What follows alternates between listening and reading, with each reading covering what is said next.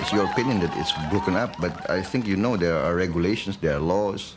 I think even in Western Europe, to have a demonstration, you need permission, 2 days notice to the police, and there's a route that's agreed upon. I mean, you cannot just make a demonstration right in the middle of the center of a traffic junction. That's what happened, I think, in the occasion you mentioned. If that kind of protest is a problem, what sort of protest is okay? You can have a lot of channels. You can have petitions, you can go to the local assembly, to the National Assembly. I mean, there are a lot of ways, I think. Many of these things are I think, dramatized, over-dramatized. I mean, the Western press will come into Indonesia, just looking for all these dramatic pictures of violence, etc. We are concerned, yes, definitely, but I think on the whole, for the condition we are in, for the serious crisis, I think many other countries face worse situations. The President also promoted his own son-in-law, Jenderal Prabowo Subianto. Jenderal Prabowo is now the commander of the largest and most powerful single unit in the armed forces. 37,000 soldiers are under his command.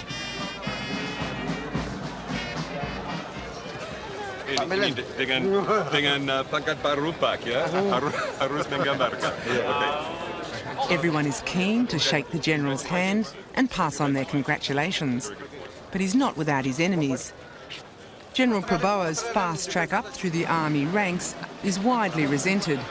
He's the youngest three-star general in the armed forces. Could I ask you this, sir? I'm from South China Morning Post in Hong Kong. Is this a new generation for the military with Wiranto being appointed commander, sir? You can say that. It's I think, a younger generation, but we've served on the average 28 years, so we're not that young, Prabowo paints himself as open to change. Is there any section within the armed forces who feel a growing sympathy for a more democratic system in Indonesia? I think the younger generation in the officer corps, I think, are more aware of the trends and the aspirations that are going around in society. So I think we will try to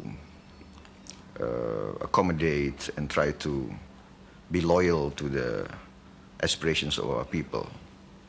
Yeah, and I think there is room for more improvement in a lot of our institution building. If the situation does get worse, seriously worse in this country though, is there a point at which it would be better to change leadership? I think we have a mechanism, we have a constitutional system that we have carried out in history. I think we will maintain that system and that mechanism. Do you think that a people's power movement is possible in Indonesia in the coming months? What I think is that, well, you've been in Indonesia, you see, I think majority of the people, I think, still believes in the government and in the armed forces, I think. So I don't see a mass uprising against the government, mass uprising against the armed forces. Will you shoot them? I mean, it's not a black and white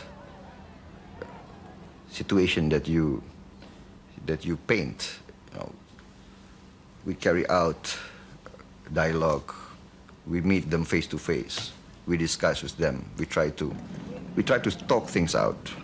But if they remain unconvinced, if they defy you... We are 200 million people. If they defy you, though... We are 200 million people.